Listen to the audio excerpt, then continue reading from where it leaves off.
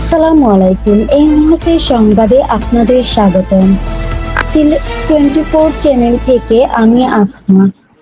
5 August Awami League সরকারের পতনের পর এখন পর্যন্ত ডিআইজি, এসপি সহ 187 জন পুলিশ সদস্য কর্মস্থলে অনুপস্থিত রয়েছেন। মঙ্গলবার 17 সেপ্টেম্বর সন্ধ্যায় এক সংবাদ বিজ্ঞপ্তিতে এ তথ্য জানিয়েছে পুলিশ সদর দপ্তর।